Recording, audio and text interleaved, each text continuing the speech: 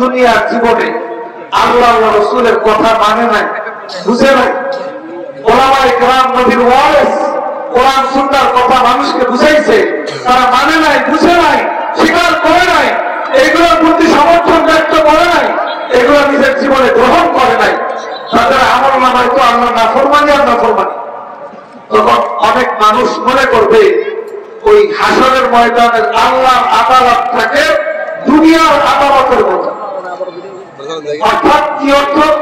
দুনিয়ার আদালতে অনেক অপরাধী মানুষ, দোষী, অপরাধী, হত্যাকারী, চুরি ডাকাতিকারী, এরকম মানুষ তার নামে মোকদ্দমা হয়েছে, মামলা হয়েছে, কিন্তু আদালতে মিথ্যা সাক্ষী পেশ করে, মিথ্যা কথা বইলা, আরো বিভিন্ন পন্থা অবলম্বন কইরা ওখান থেকে নির্দোষ হইয়া সে কি পাইছে?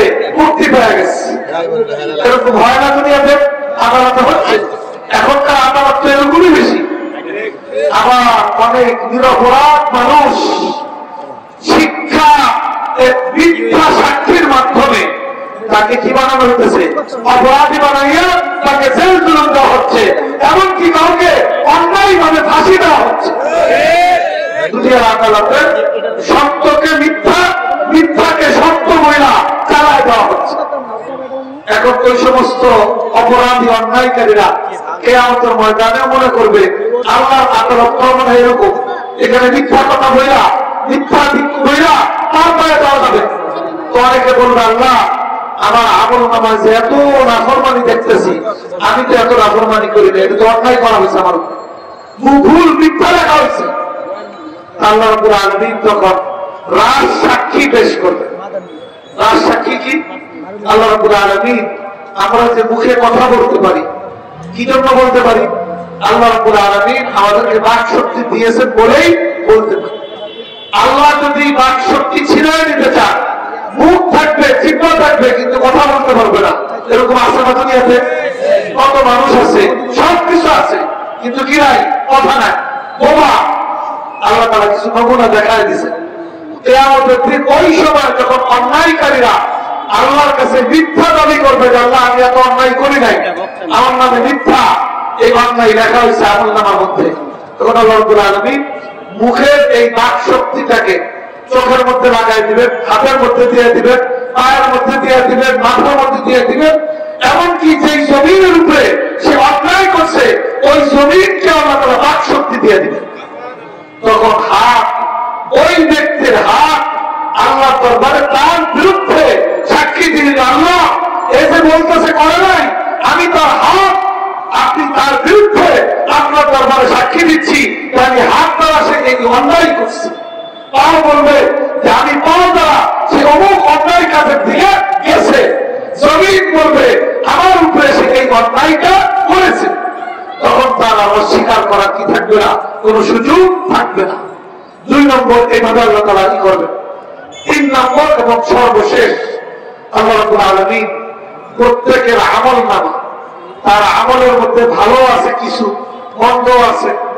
এখন আল্লাহ রাব্বুল আলামিন ভালো মন্দ বড় রকমের আছে, তাহলে এখন তাকে তো ভালো ফয়সালা করবেন না মন্দ করবেন? আল্লাহ রাব্বুল আলামিন প্রত্যেকটা মানুষের তার চোখের সামনে তার ভালো মন্দ সমস্ত আমল, এমনকি মুখের আমল, এগুলো আল্লাহ রাব্বুল আলামিন পরিমাপ যন্ত্রের মাধ্যমে মাইপা আল্লাহ তাআলা দেখায় দিবেন যে তার নেকির পাল্লা ভারী না বদির পাল্লা ভারী। তার চোখের সামনে মাইপা যদি নেকির পাল্লা ভারী হয়, আল্লাহ রাব্বুল আলামিন এই ভিত্তিতে তার জন্য জান্নাতের ফয়সালা ঘোষণা করবেন। আর যদি দুনিয়াতে আল্লাহর নাফরমানি করে যায়, তাহলে ওই দিন মিথ্যা কথা বললে তার হবে না, তার সাক্ষী এসে বলবে। তখন যখন আমল মাপা হবে, তখন তার নাফরমানির পাল্লা ভারী হবে, আর আল্লাহর পক্ষ থেকে তার জন্য অনন্তকালের শাস্তির জায়গা জাহান্নামের ফয়সালা ঘোষণা হবে। ওইখানের বাইরে আর কিছু নেই। আল্লাহ কোরআনে বলছেন ফারিকুন ফিল জান্নাহ ওয়া ফারিকুন ফিস সাঈর। আখিরাতে 2 ভাগ হবে, মানে হয় জান্নাতি হবে আর না হয় জাহান্নামী হবে। এবং জান্নাতি জাহান্নামী হওয়া এটা দুনিয়ার আমলের উপরেই নির্ভর করবে। এই আমলের ভিত্তিতেই চূড়ান্ত ফয়সালা ঘোষণা হবে। এবং কেউ অস্বীকার করার কোন অবস্থা থাকবে না যে তার চোখের সামনে তার ভালো মন্দ আমলগুলা পরিমাপ করে মাইপা তারপরে আল্লাহ তাআলা দেখায় দিয়া তারপরে জান্নাত জাহান্নামের ফয়সালা ঘোষণা করবে। তো জান্নাত জাহান্নামের ফয়সালা ঘোষণার আগে সর্বশেষ আল্লাহর পক্ষ থেকে যে কাজটা করা হবে সেটা প্রত্যেকের ভালো মন্দ আমল মাপা হবে। ইমাম বুখারী রাহমাতুল্লাহ আলাইহি তার সর্বশেষ পরিচ্ছেদের বিষয় এইটাকে নির্ধারণ করেছেন যে আন্না আ'মাল বানি আদম ওয়া কাওলাহুম ইউজান, যে প্রত্যেকটা মানুষের পুরুষ হোক নারী হোক অন্যায়কারী হোক কর্মকর্তা হোক আল্লাহ তাআলা ভালো মন্দ আমল কিয়ামতের দিন মাপার ব্যবস্থা করবেন। একজন মানুষ যদি মুমিন হতে চায় এই বিষয়টার উপরেও বিশ্বাস স্থাপন করা, এর উপরেও ঈমান রাখা মুমিন হওয়ার জন্য অপরিহার্য। এটা হলো ঈমানের একটা অংশ বিশেষ। এই বিষয়ের উপরে একটা মানুষ যদি বিশ্বাস রাখে তার জন্য কর্তব্য করণীয় হবে যে সে যদি দুনিয়াতে এই পরিমাণ নেক আমল করে যে আমাদের দিন যখন নেকি বলি মাপা হবে যেন তার নেকির পাল্লা ভারী হয়ে যায় এবং আল্লাহর পক্ষ থেকে যেন তার জন্য জান্নাতের ফয়সালা ঘোষণা। এটা প্রত্যেকের জন্য কর্তব্য করণ। আমরা এই যে মাহফিল হয়, মাহফিলের মাধ্যমে প্রত্যেকটা মানুষকে এটাও উদ্বুদ্ধ করা হয় আমরা প্রত্যেকেই দুনিয়ার জীবনে এই পরিমাণ নেকি অর্জন করতে পারি, এই পরিমাণ নেক আমল করি, নামাজ পড়ি, রোজা রাখি, যাকাত দেই, হজ করি, কুরবানি করি, দান খয়রাত করি, আল্লাহর নাফরমানি থেকে বেঁচে থাকি, মিথ্যা কথা থেকে, ধোঁকা থেকে, সুদ থেকে, ঘুষ থেকে, জুলুম থেকে, অন্যায় করা থেকে আমরা যদি বেঁচে থাকি, এই জন্যই এই সমস্ত মাহফিলের মাধ্যমে এইগুলোর ব্যাপারে আমাদেরকে উৎসাহিত করা হয়। ইমাম বুখারী রাহমাতুল্লাহ আলাইহি এই গুরুত্বপূর্ণ বিষয়টাকেই ওনার সর্বশেষ পরিচ্ছেদের বিষয়বস্তু নির্ধারণ করেছেন যে প্রত্যেকটা নারী পুরুষের দুনিয়ার জীবনের ভালো মন্দ সমস্ত আমল কিয়ামতের দিন মাপা হবে, আর এই মাপের ভিত্তিতেই জান্নাত বা জাহান্নামের চূড়ান্ত ফয়সালা ঘোষণা হবে। এখন ইমাম বুখারী দাবি করলেন, দাবি প্রমাণ করার জন্য দলিল পেশ করতে হবে। উনি দুইটা দলিল পেশ করতেছেন। এক নম্বর দলিল কোরআনে পাকের আয়াত, দুই নম্বর দলিল আল্লাহ রাসূলের একটি হাদিস। একজন মুসলমানের জন্য দ্বীনের কোন বিষয়, ঈমান সংশ্লিষ্ট বিষয় প্রমাণ হওয়ার জন্য কোরআন হাদিসের পরে আর কোন দলিলের প্রয়োজন আছে? কোরআন হাদিস এটা সর্বোচ্চ দলিল। ইমাম বুখারী রাহমাতুল্লাহ আলাইহি সেই দুই দলিল পেশ করতেছেন। এক নম্বর কোরআন শরীফের আয়াত হলো ওয়ানাযাউল মাওয়াজিনাল কিসতা লিয়াউমিল কিয়ামাহ ফালা তুযলামু নাফসুন শাইআ। আল্লাহ রাব্বুল আলামিন বলতেছেন, আমি আল্লাহ কিয়ামত দিবসে তোমাদের দুনিয়ার জীবনে ভালো মন্দ যা কিছু আমল করছো এই আমলগুলো মাপার জন্য আর ইনসাফপূর্ণ পরিমাপ যন্ত্র কিয়ামত দিবসে আমি প্রতিষ্ঠিত করব। আয়াতের দ্বারা স্পষ্ট প্রমাণ হয়। দুই নম্বর প্রমাণ হচ্ছে আল্লাহ রাসূলের হাদিস। হযরত আবু হুরায়রা রাদিয়াল্লাহু তাআলা আনহু আল্লাহ রাসূল থেকে নকল করেন, রাসূল পাক সাল্লাল্লাহু আলাইহি ওয়াসাল্লাম ইরশাদ করেন, কালিমাতানি হাবিবাতানি ইলার রাহমান খাফিফাতানি আলাল লিসান সাকিলাতানি ফিল মিজান। দুইটা বাক্য আছে, দুইটা বাক্য মাত্র। এটা তিনটা গুণ, অত্যন্ত গুরুত্বপূর্ণ এক একটা গুণ। প্রথম গুণ হাবিবাতানি ইলার রাহমান, এই বাক্য দুইটা অসীম দয়ার মালিক আল্লাহর কাছে বড় প্রিয় এবং আল্লাহর কাছে বড় পছন্দনীয়। এই গুণ উল্লেখ করে আল্লাহ রাসূল আমাদের এরপর উৎসাহিত করতে চাইতেছেন যে কোন বান্দা-বান্দী যদি আল্লাহর প্রিয় পাত্রে পরিণত হইতে চায় তার জন্য সহজ ব্যবস্থা হলো এই দুই বাক্যের আমল বেশি বেশি করে করা।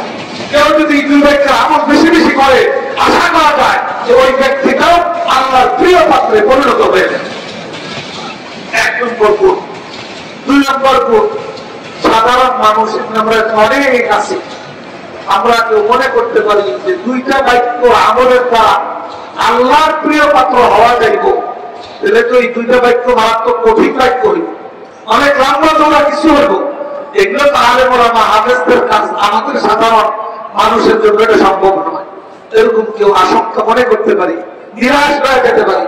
আল্লাহ রাব্বুল আলামিন তাদের মধ্যে আশা, আল্লাহ রাসূল আশার সঞ্চার করার জন্য দুই নম্বর গুণ বয়ান করতেছেন যে খাফিফাতানি আলাল লিসান, আশাহত হওয়া, নিরাশ হওয়া কোন প্রয়োজন নাই। যে কোনো মানুষ, ছোট বড়, বৃদ্ধ বৃদ্ধা, শিক্ষিত মূর্খ, দেহের ভালো মন্দ, যে কেউ চাইবে ওই দুইটা বাক্য মুখে উচ্চারণ করা তার জন্য অতি সহজ। যে কেউ চাইলে পড়তে পারবে, এমনি সহজ। এই বাক্য দুইটা এমন শব্দাবলীর দ্বারা গঠিত যে শব্দগুলা যে কোনো মুসলমান মাত্রই তাদের জানা শব্দ। আমরা যে বলতেছি সুবহানাল্লাহ, কোন সময় বলে আলহামদুলিল্লাহ, কোন সময় বলে আল্লাহু আকবার, নামাজের রুকুর মধ্যে পড়ি সুবহান রাব্বিয়াল আযীম। এই যে জানা শব্দ, এগুলো সবাই জানা না, মুসলমান মাত্রই তারা জানে। এই শব্দগুলোর দ্বারাই দুটো বাক্য গঠিত। তো জানা শব্দ দ্বারা যদি বাক্য হয় তাহলে বাক্যটা কঠিন না সহজ? সহজ। সহজ হওয়ার তৃতীয় কারণ হলো যে দুইটা বাক্য এত ছোট যে দুই বাক্য অর্থে এক লাইন লাগে না, আধা লাইনে দুই বাক্য হয়েছে। এই ছোট্ট বাক্য যে কেউ মুখস্থ করতে পারে। শব্দ পরিচিত জানা বাক্য দুইটা অতি সহজ। এই জন্য আল্লাহ রাসূল বলতেছেন খাফিফাতানি আলাল লিসান, বাক্য দুইটা মুখে উচ্চারণ করা অতি সহজ। কেউ যদি আমল করতে চায় 1 মিনিটে 20-25 বার আমল করতে পারবে। 5 মিনিটে 100 বার আমল করা যে কারোর জন্য সম্ভব। এত সহজ বাক্য। 2 নম্বর গুণ। 3 নম্বর গুণ বয়ান করতেছেন যে বাক্য দুইটা এত ছোট, 1 মিনিটে 20 বার 25 বার পড়া যায়। মনে হইতে পারে যে এটা 1000 বার আমল করলে তারপর হয়তো কিছু সহজ হবে। আল্লাহ রাসূল বলতেছেন যে না, সাকিলাতানি ফিল মিজান, বাক্য দুইটা ছোট সহজ, কিন্তু কেউ যদি বেশি বেশি আমল করতে পারে, কিয়ামতের দিন যখন আমল মজা হবে, যার আমলের মধ্যে এই বাক্য দুইটার আমল থাকবে, তো তার নেকির পাল্লা এই দুইটা বাক্য ভারী করে দেবে। নেকির পাল্লা ভারী মানে তার কামিয়াব, যার নেকির পাল্লা ভারী তার জন্য জান্নাতের ফায়সালা। এই জন্য 3 নম্বর গুণ বয়ান করছেন সাকিলাতান ফিল মিজান, এই বাক্য দুইটা নেকির পাল্লাকে ভারী করে দেবে। এটার দ্বারা ইমাম বুখারী রাহমাতুল্লাহ আলাইহি এই পরিচ্ছেদে যে বিষয়বস্তু বয়ান করতেছেন, ওই বিষয়বস্তুটা এই অংশের দ্বারা প্রমাণিত হচ্ছে যে বাক্য দুইটা নেকির পাল্লায় উঠানো হবে এবং ভারী হবে। বুঝা গেল মানুষের নেকি বলি পাপা। এখন বাক্য দুইটা শেখা দরকার না? হ্যাঁ, 1 নম্বর বাক্য সুবহানাল্লাহি ওয়া বিহামদিহি, 2 নম্বর বাক্য সুবহানাল্লাহিল আযীম।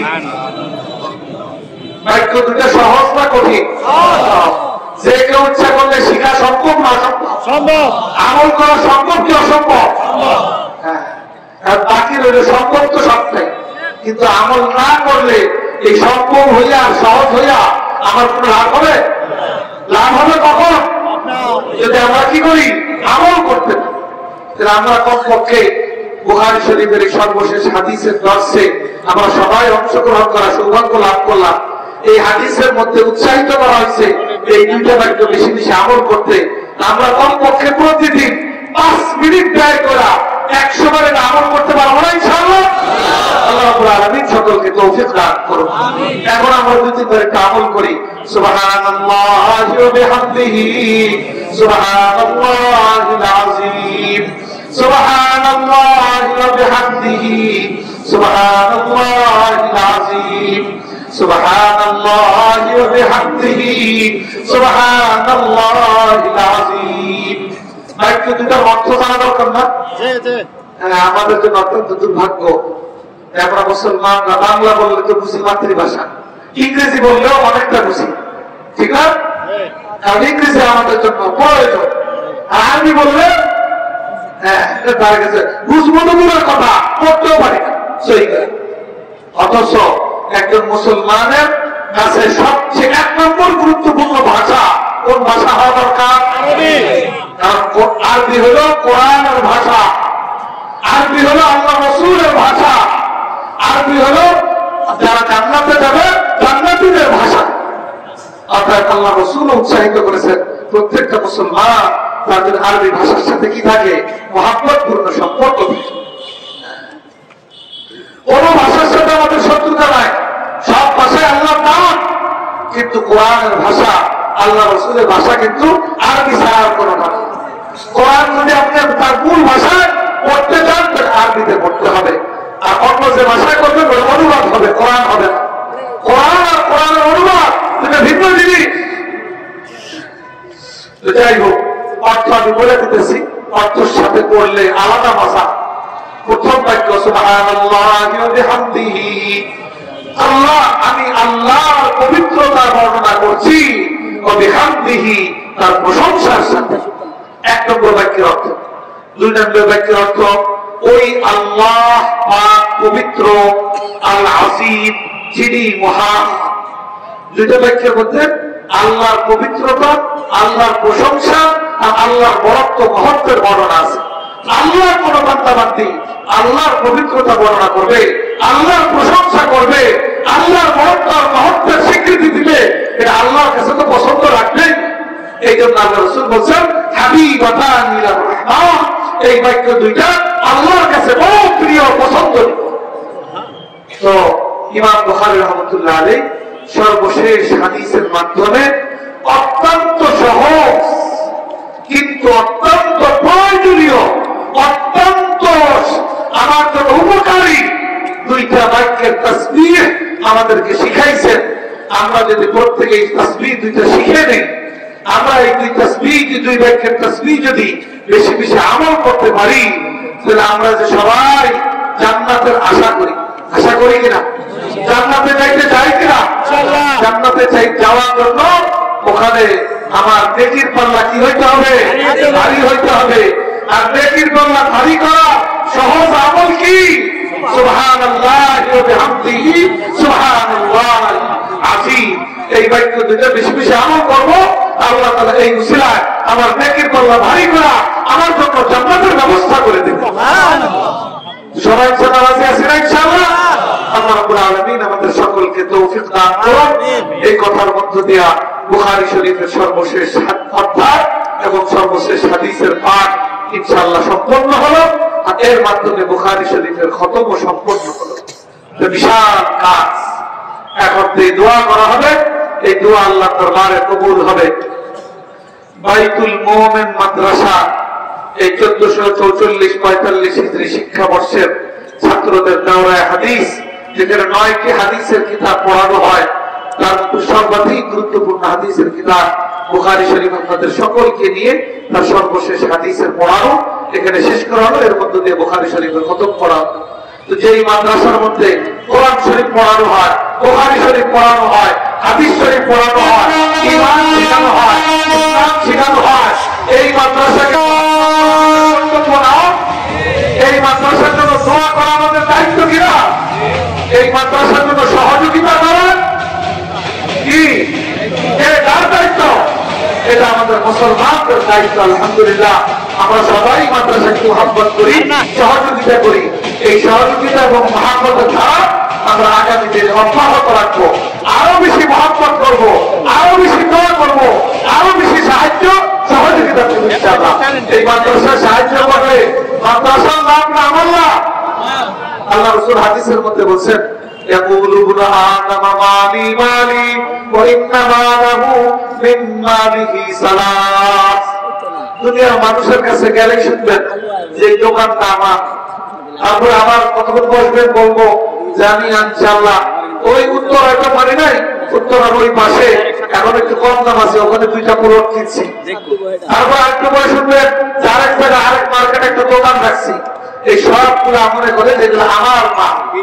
আল্লাহ রাসূল বলছেন বোকা তুমি, এই সব তোমার মাল না। তোমার মাল হলো প্রকৃতপক্ষে 3টা। 2টা আমরা দুনিয়াতে শেষ করে ফেলাই, আরেকটা হলো আসল মাল। 2টা কি? একটা হলো যা খাইলাম, এটা আমার কাজে লাগলো, এটা কি থাকলো না শেষ হয়ে গেল? খাইয়া শেষ। যা পয়রা পুরাণ করলাম, কাপড় চাপড় বললাম, পুরাণ হয়ে গেল, এটা কার কাজে লাগলো? আমার কাজে। জায়গা কি থাকলো না শেষ হয়ে গেল? শেষ। 2টা দুনিয়াতে শেষ। আর এর বাইরে আরেকটা কথা বলবো, এটা লাস্টে বলবো। এরপর আল্লাহ রাসূল বলতেছেন ওমা সিওয়া যালিকা ফাহুয়া যাহিবুন ওয়া তারিকুহু লিন-নাস। এর বাইরে আর যা সম্পদ আমি আমার দাবি করতেছি এগুলা সেটা আমার সম্পদ না, এটা আরেকজনের সম্পদ, আমি পাহারাদারি করতেছি। এই সম্পদ দুনিয়াতে রাখা খালি হাতে আমাকে কোথায় যাইতে হবে? কবরে যাইতে হবে।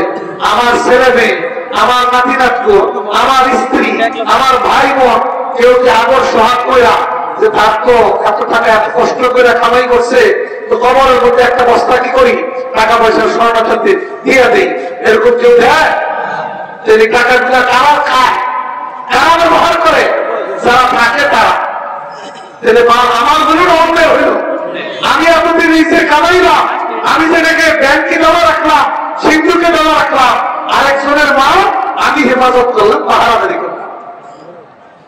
আর আরেকটা মাল আছে যেটা আমার, আল্লাহ রাসূল 3 নম্বরে বলছেন, আও আতা ফাকতানা, আল্লাহর কোন বান্দা বা বান্দি যেই মালটা আল্লাহর সন্তুষ্টির কাছে, সদকায়ে জারিয়ার কাছে, মসজিদ মাদ্রাসার কাছে, তালেবে ইলমের কল্যাণে, দ্বীনের কল্যাণে যেই মালটা কোন বান্দা বান্দি ব্যয় করলো, এটা বাহ্যিকভাবে দেখা যাইতেছে ব্যয় করতেছে, এটা আসলে ব্যয় নয়, এটা আখিরাতের ব্যাংকে সে জমা করতেছে।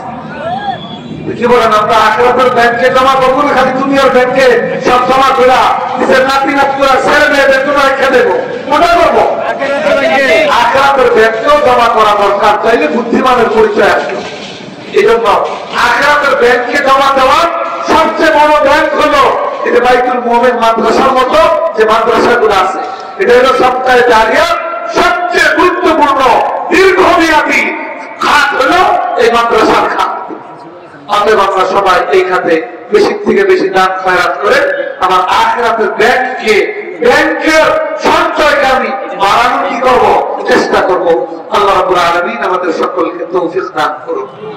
বুখারী শরীফ খতমের পরে দোয়া আল্লাহর দরবারে কবুল হয় আমার জন্য, আপনাদের জন্য, আপনাদের সকলের নিকটজন জীবিত মৃত সকলের জন্য, সারা দুনিয়ার মুসলিম উম্মার জন্য, সারা দুনিয়ার যেখানে যেখানে মুসলমান নির্যাতিত তাদের জন্য, আমাদের দেশে যারা মজলুম অবস্থায় আছে তাদের জন্য, অনেকে দোয়া চেয়েছেন তাদের জন্য, যারা চান নাই তাদের জন্য, সবার জন্য আমরা ইনশাআল্লাহ এখন দোয়া করব।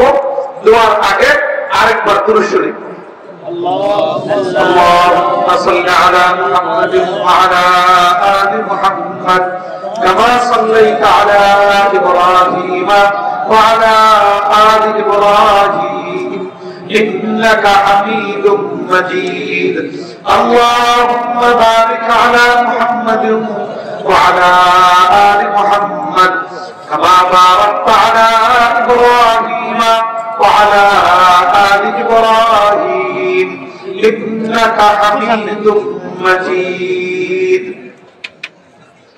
سبحان الله وبحمده سبحان الله العظيم اللهم صل على سيدنا ومولانا محمد وعلى آله وأصحابه وبارك وسلم ربنا ظلمنا أنفسنا وإن لم تغفر لنا وترحمنا لنكونن من الخاسرين ربنا لا تزغ قلوبنا بعد إذ هديتنا وهب لنا من لدنك رحمة إنك أنت الوهاب ربنا هب لنا من أزواجنا وذرياتنا قرة أعين واجعلنا للمتقين إماما رب ارحمهما كما ربياني صغيرا ربنا آتنا في الدنيا حسنة وفي الآخرة حسنة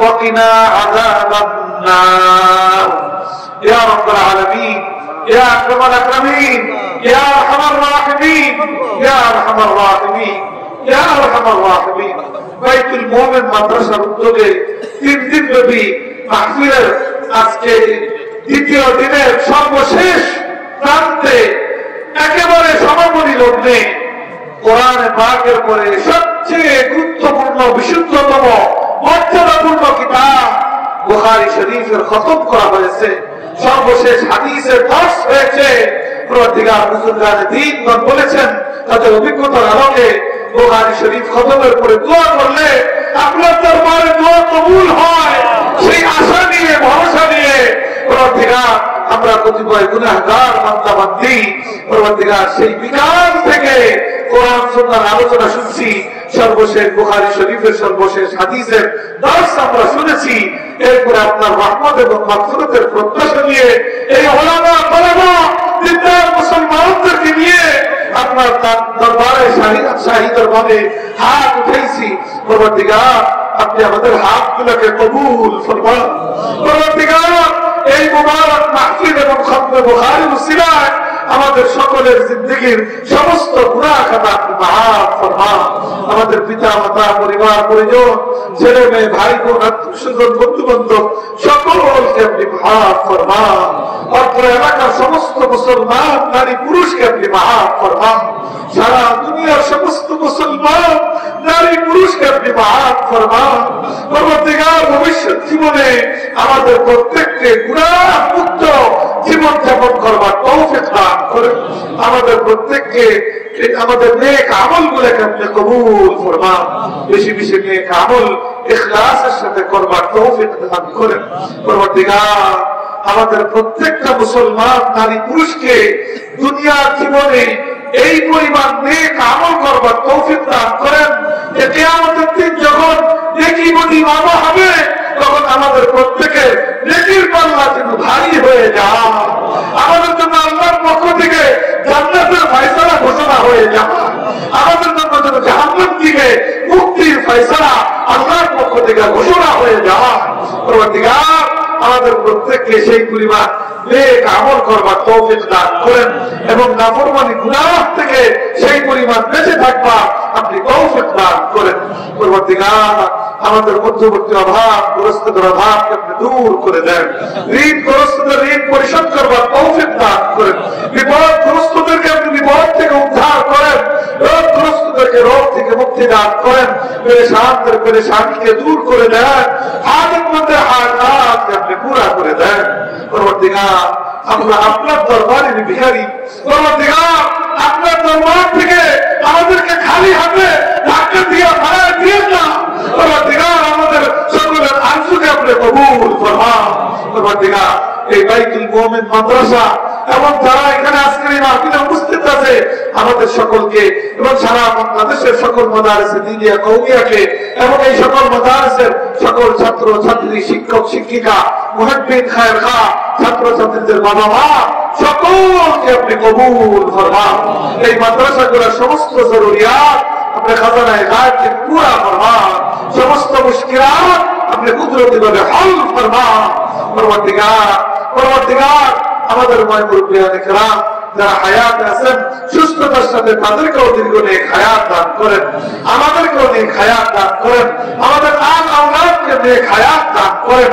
পরবর্তীকার আমাদের মুরব্বিয়ান ইকরাম দাদা দাদি নানা নানি পিতা মাতা শ্বশুর শাশুড়ি ছেলে মেয়ে ভাই বোন আত্মীয় স্বজন বন্ধু বান্ধব যারা অন্ধকার কবর জগতের বাসিন্দা হয়ে গেছেন এই মুবারক মাহফিল এবং খতমে বুখারীকে উপলক্ষ করে আপনার কাছে বিনীতভাবে দরখাস্ত করতেছি ওই কবরবাসীদেরকে আপনি মাফ করে দেন। তাদের কবর করে আপনি জান্নাতের বাগান বানিয়ে দেন। তাদের জন্য আপনি জান্নাতের ফয়সালা করে দেন। পরবর্তীকার তাদের জন্য জান্নাতের ফয়সালা করে দেন। পরবর্তীকার আমাদের এই মাতৃভূমি বাংলাদেশ পরবর্তীকার বাংলাদেশের জন্য খাস রহমত নাযিল করেন।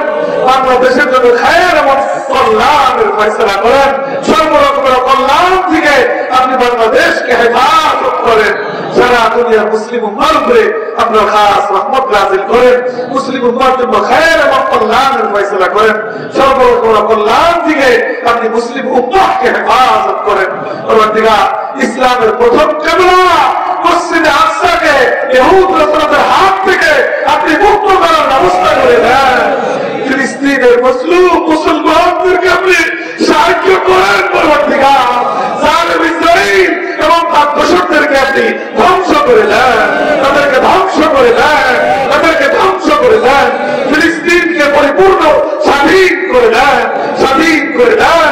পরবর্তীকার সারা দুনিয়া মুসলমানদেরকে ফিলিস্তিনি মুসলমান নারী পুরুষ শিশু আমার বৃদ্ধ মহিলা তাদের পাশে দাঁড়ানোর তৌফিক দান করেন। পরবর্তীকার বিশ্বের যেখানেই যে প্রান্তেই মুসলমানরা মুসলিম অবস্থায় আছে পরবর্তীকার তাদেরকে সাহায্য করেন। জালেমদেরকে জুলুম থেকে নিবৃত রাখেন, জালেমদেরকে জুলুম করার পর আপনি রুদ্ধ করে দেন। আমাদের দেশে বহু মানুষ মজলুম অবস্থায় আছে, বিশেষ করে কিছু কিছু ওলামায়ে কেরাম, তাদের মধ্যে অন্যতম মাওলানা মামুনুল হক আজকে 3 বছর ধরে অন্যায়ভাবে মজলুম অবস্থায় জেলখানায় বন্দী আছে।